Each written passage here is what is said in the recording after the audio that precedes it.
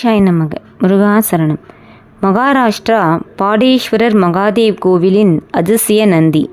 நமது சிவன் கோயில்களில் இறைவனின் வாகனமான நந்தியை சிவலிங்கத்துக்கு எதிரே காளை வடிவத்தில் நாம் பொதுவாக பார்த்திருப்போம்.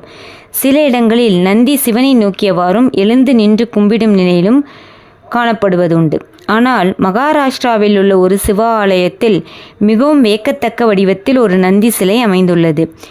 பாடேஸ்வரர் மகாதேவ் கோயில் மகாராஷ்டிரா மாநிலம் சதாரா மாவட்டத்தில் உள்ள படாரேஷ் கிராமத்தில் அருள்மிகு படாஸ்வரர் மகாதேவ் திருக்கோயில் அமைந்துள்ளது. இந்த கோவில் வளாகத்தில் பல குகைகள் உள்ளன.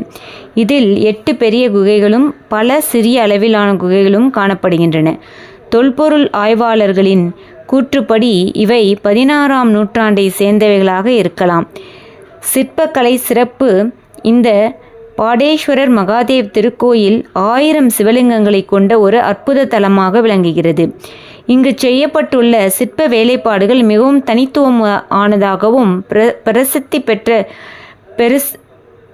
பிரசித்தி பெற்றும் விளங்குகின்றன. இதற்கு சான்றாக கூறப்படுவது இங்குள்ள அதிசய நந்தி சிலையே. வியக்க வைக்கும் நந்தி வடிவம். இங்குள்ள ஒரு சிறிய குகையில் அமைந்துள்ள நந்தி சிலை ஒரு அரிய வடிவமைப்பை கொண்டுள்ளது.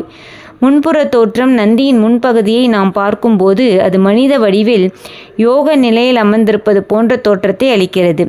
பக்கவாட்டு தோற்றம். பக்கவாட்டில் பார்க்கும்போது நந்தியின் முன்னங்கால் மற்றும் மனிதரின் முன்னங்கால் இரண்டும் பொருந்தி இருக்கும் வகையில் மிகவும் சிறப்பாக வடிவமைக்கப்பட்டுள்ளது. பின்புற தோற்றம். இதன் பின்புறம் பார்த்தால் நாம் வழக்கமாக சிவன்தலங்களில் காணக்கூடிய காளை வடிவில் அமர்ந்திருக்கும் சாதாரண நந்தியின் தோற்றத்தை கொடுக்கும் அளவுக்கு இது வியக்க வைக்கிறது. இந்த நந்தி சிலை 7 கரங்களுடன் காணப்படுகின்றது. வலது பக்கத்தில் 4 கைகளும் இடது பக்கத்தில் 3 கைகளும் இந்த சிற்பத்தில் வடிவமைக்கப்பட்டுள்ளன. அகிலம் காக்கும் அண்ணாமலையாரே போற்றி போற்றி. சிவாய நம. சிவமே ஜெயம். சிவமே தவம். சிவமே என் வரம். எங்கும் சிவநாமம் ஒலிக்கட்டும். திருச்சிற்றம்பலம். நன்றி.